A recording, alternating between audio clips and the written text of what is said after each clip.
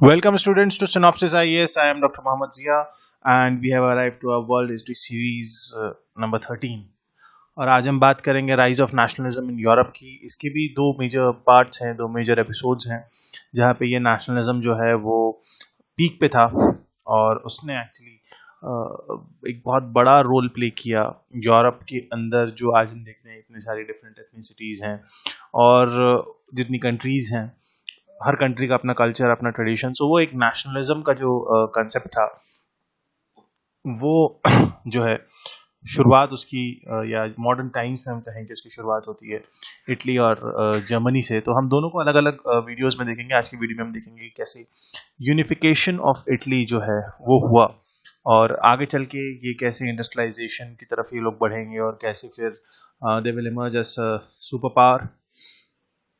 सो let us begin. Nationalism को समझने से पहले सबसे पहले हमें ज़रूरत है कि हम इस वर्ड को समझें जिसका नाम है नेशनलिज्म। सबसे ज़्यादा डिबेटेड, सबसे ज़्यादा कहना चाहिए आज के मॉडर्न इंडिया में सबसे ज़्यादा जिसको डिफाइन करने के डायमेंशंस ढूंढे जाने लगे हैं। लेकिन नेशनलिज्म है क्या? Nationalism, first of all, nationalism is a belief.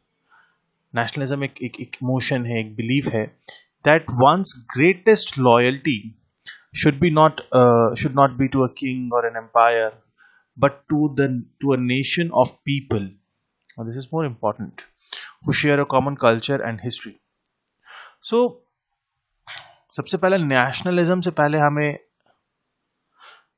Nation को समझना होगा। नेशन क्या है? नेशन, या अगर हम आज के कंटेक्स्ट में इंडिया की बात करें, फॉर एग्जांपल, कि इंडिया क्या है, इंडिया एज अ नेशन क्या है, तो क्या इंडिया जो है ये लेट्स से ये हमारा नो ज्योग्राफिकल बाउंड्रीज हैं, क्या ये इंडिया है? नहीं। इंडिया का मतलब या किसी देश का मतलब सिर्फ उसकी जो है ज्योग्राफिकल बाउंड्रीज नहीं होता है। उसका मतलब होता है उसके अंदर रह रहे लोग। और इसका कंसेप्ट समझने के लिए आपको प्रियम्बल को समझना होगा। That is, preamble starts with we the people. We the people. So this people is the most important element. And वो कौन लोग? जिनका कल्चर कॉमन हो और उनका एक कहना चाहिए if they have a common history. Like हमारा जो हिस्ट्री है उससे कोई अपने आप को अलग नहीं कर सकता। अगर हमारी हिस्ट्री में 1857 का रिवोल्ट है तो वो सबकी हिस्ट्री में है। ये नहीं हो सकता कि देश के अंदर अलग अलग कम्युनिटीज हैं, अलग अलग मजहब के लोग रह रहे हैं, तो किसी के लिए 1857 रिवोल्ट एग्जिस्ट करता है, किसी के लिए नहीं करता। नहीं, we have a common history. Let's say 1947 मुल्क आजाद हुआ, तो ये सबकी history, we have this common history, that is why we call this nation. And here loyalty देश के लिए नहीं है। किसी भी इंसान की जो ग्रेटेस्ट लॉयल्टी है, it is towards the nation of the people. Nation not of boundaries, nation not of some which is made up of some mountains or rivers. No, log. When the nation state also has its own independent government, become a nation state. So this is a further concept. So nationalism को आप कभी भी देश तो हम कह देते हैं, देश तो कह देते हैं, लेकिन वो देश जिन लोगों से बना है ना, वो ज्यादा जरूरी है नेशनलिज्म के लिए। यूरोप के अंदर यही नेशनलिज्म आता है। इसकी वजह क्या है? सबसे पहले हम अगर ये देखें इस नेशनलिज्म की वजह क्या है। पहली चीज, नेशनैलिटी हो सकती है, a belief in a common ethnic ancestry, real और imagine. Now it can be both. कई बार जो है लोग एक रियल हिस्ट्री को भी मानते हैं, लेकिन कई बार पॉलिटिकल प्रोपेगेंडा और पॉलिटिकल आइडियोलॉजी जो है कई बार एक इमेजिनरी हिस्ट्री को भी क्रिएट कर देते हैं, कि इमेजिनरी एंसेस्ट्री को क्रिएट कर देते हैं कि ये which is not something in real, लेकिन हाँ ये हो सकता था। मतलब सो nationality is one. Then language, obviously हम अगर आज आप देखें तो हम इस चीज से कहीं ना कहीं इंडिया को कंपेयर करें तो हम इसमें फॉलो नहीं करते हैं, क्योंकि there are numerous languages in this country with thousands and hundreds and thousands of dialects which are being spoken. हमने हिंदी को कहा जरूर है कि हिंदी हमारी राष्ट्रभाषा है, लेकिन इसका मतलब ये नहीं कि हमारे लिए तमिल, तेलुगु, कन्नड़, मलयालम, मराठी, पंजाबी, बंगाली, उड़िया, इन सारी लैंग्वेजेस का इम्पोर्टेंस, इनका भी वही इम्पोर्टेंस है जो हिंदी का है। तो हमारे लिए थोड़ा सा ये एक, हाँ, ये लैंग्वेज ने हमारे यहाँ नेशनलिज्म को तो नहीं, लेकिन इंडिया के कंटेक्स्ट में रीजनलिज्म को जरूर ऊपर किया है। फिर common culture, the food, dress, behavior, ideal. So this could be one common history. We have a common past. Religion shared by all or most of the people. Now here is something which is ये Europe में तो applicable हो जाता था क्योंकि वहाँ widely Christianity थी, लेकिन एक डाइवर्स जिसको हम कहते हैं ना यूनिटी इन डाइवर्सिटी, तो एक भारत जैसे एक डाइवर्स देश में ये शायद रिलीजन एक इतना बड़ा एलिमेंट ना हो। टेरिटरी, नो डाउट, सारा झगड़ा एट द एंड टेरिटरी के लिए ही होता है। तो ये वजह होती है, ये कॉजेज होते हैं नेशनलिज्म के। तो आप इनमें से किसी भी एक वजह को भी जो है मान सकते हैं, या हो सकता है it is a combination of all और सम ऑफ देम और just one. Anything could lead to the rise of nationalism.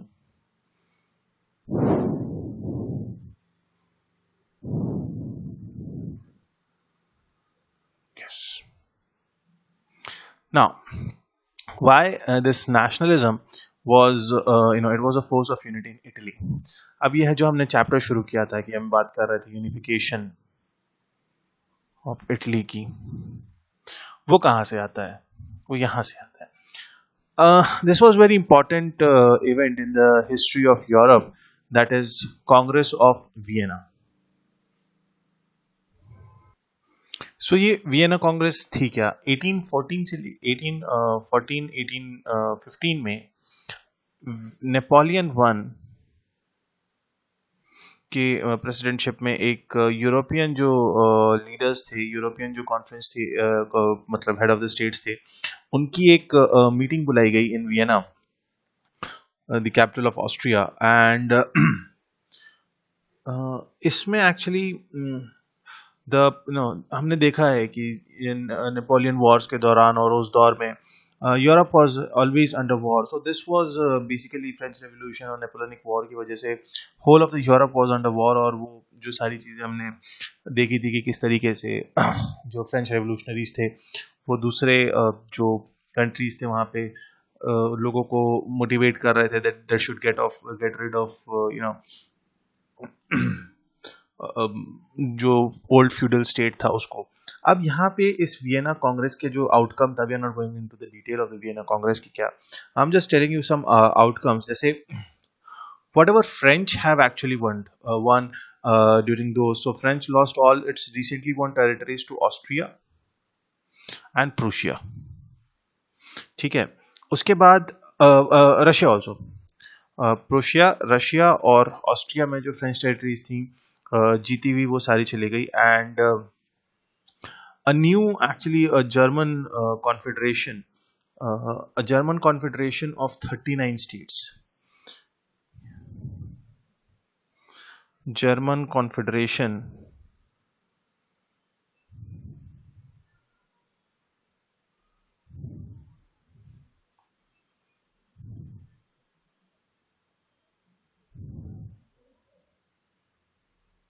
okay, so a German confederation of 39 states ये निकल के आता है इसी वियना कांग्रेस में।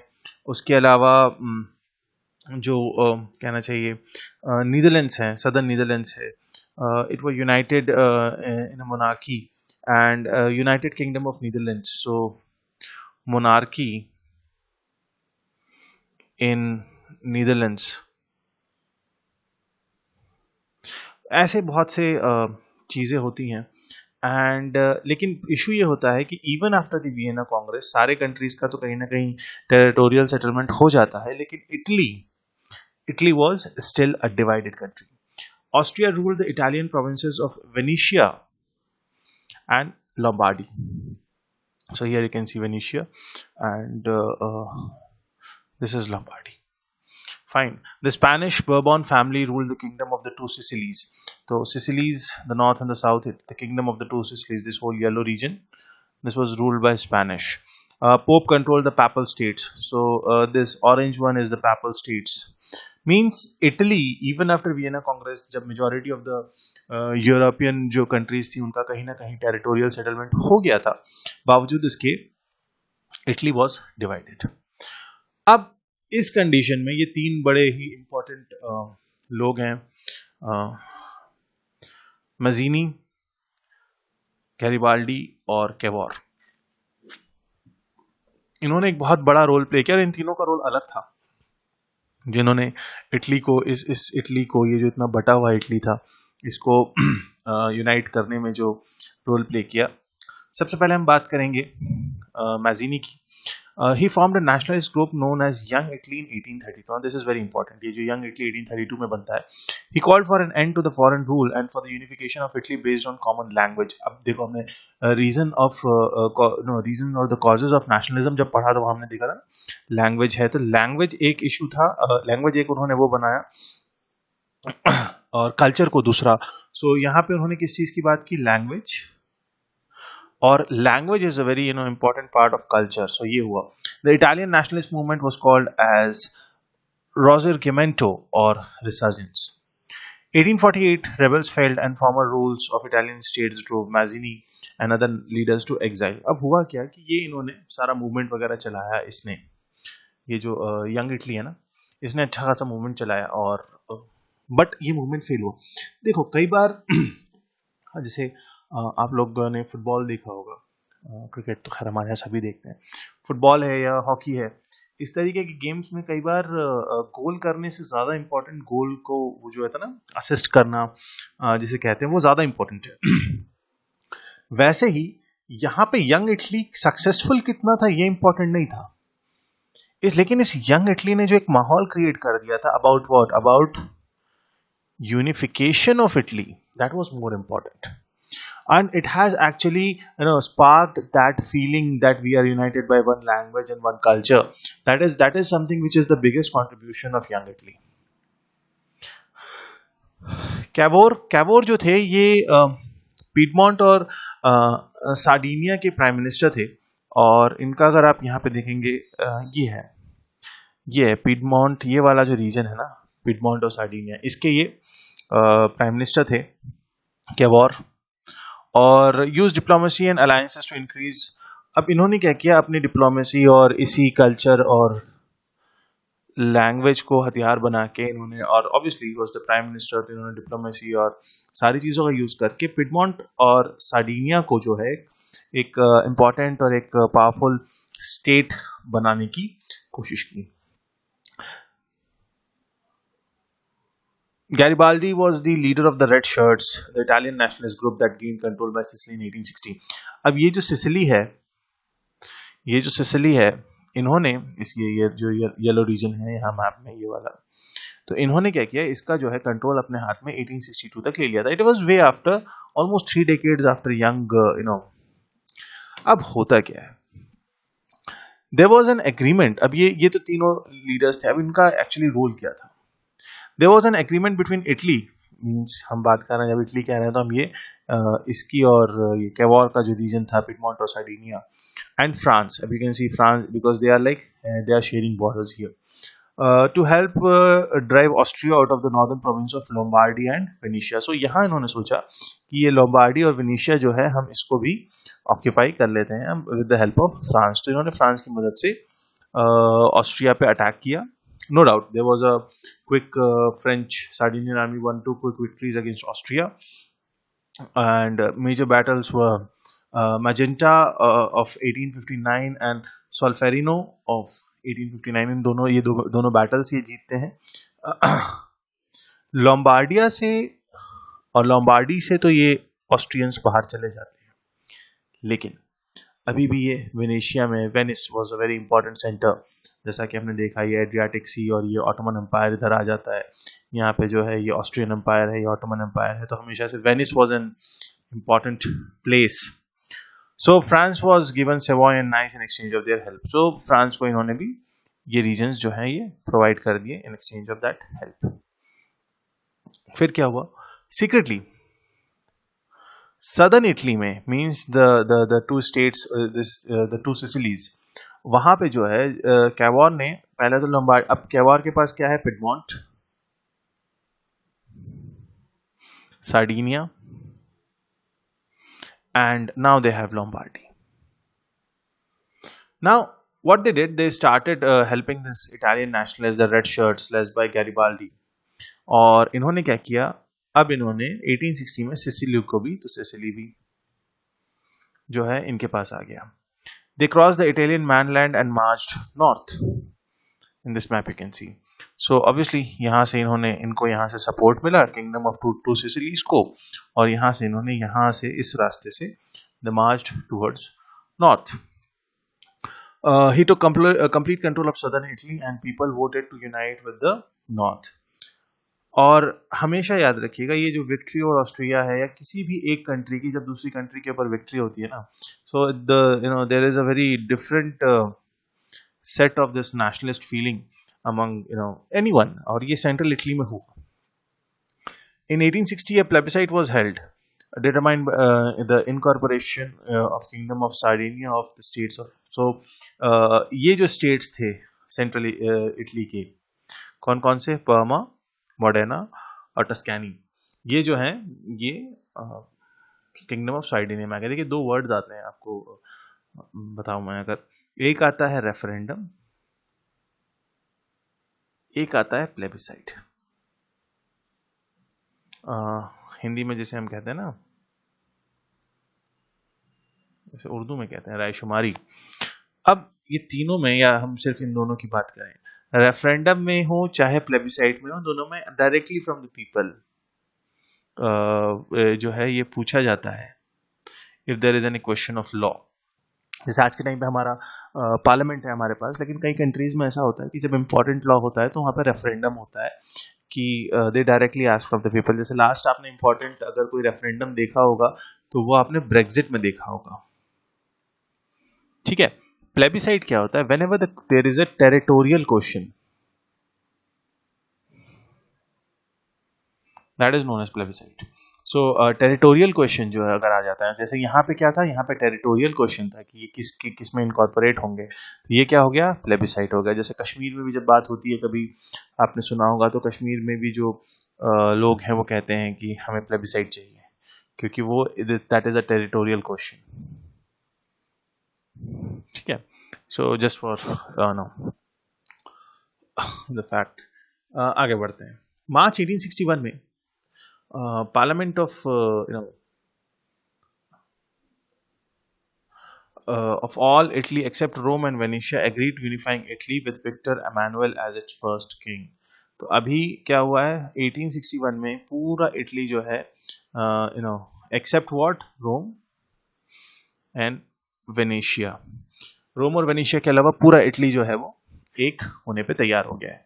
रोम was declared, अभी भी देखो even then